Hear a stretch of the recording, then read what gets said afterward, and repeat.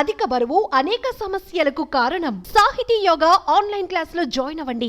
Serial నటుడు చంద్రక్రాంత్ మృతితో పలు సంచలన విషయాలు వెలుగులోకి వచ్చాయి. మొన్నటికి మొన్న పవిత్ర జయరాం మృతితో చంద్రకాంత్ డిప్రెషన్లోకి వెళ్ళగా తాజాగా ఆయన ఆత్మహత్య చేసుకుని ప్రాణాలు వదిలారు. కాగా ఆత్మహత్యకు ముందు ఆయన వాట్సాప్లో చాట్ చేశారు. అసలేమన్నారు? ఆ వాట్సాప్ చాట్లో ఏముంది?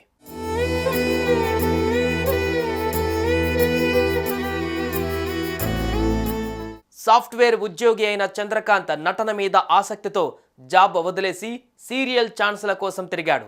అదృష్టవశాత్తు పలు సీరియల్స్లో విలన్ రోల్స్ ఆయనకు వచ్చిపడ్డాయి. అలానే త్రినయని సీరియల్లోని తిలోత్తమగా నటిస్తున్న పవిత్ర జయరాంకు తమ్ముడి క్యారెక్టర్గా ఎంపిక అయ్యాడు. కానీ కొద్ది కాలం తర్వాత ఆ క్యారెక్టర్ నుంచి ఆయన తప్పుకున్నాడు.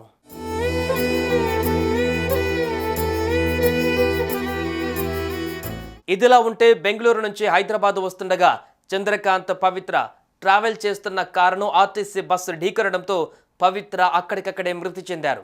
ఈ విషయం తెలిసిన చంద్రకాంత్ గుండె బద్దలయ్యింది. డిప్రెషన్లోకి వెళ్ళిపోయారు.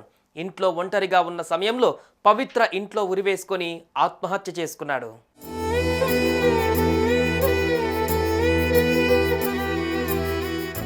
ఇక ఆత్మహత్యకు ముందు చంద్రకాంత్ వాట్సాప్లో చేసిన చాటింగ్ బయటపడింది.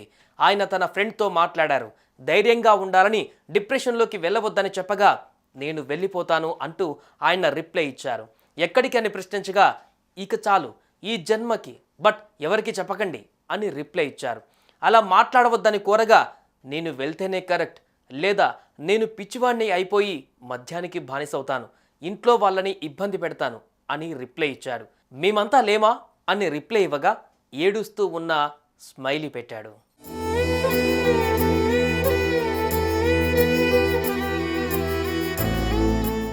ఈ చాట్ కాస్త ఇప్పుడు అందరి కంటనీరు తెప్పిస్తోంది.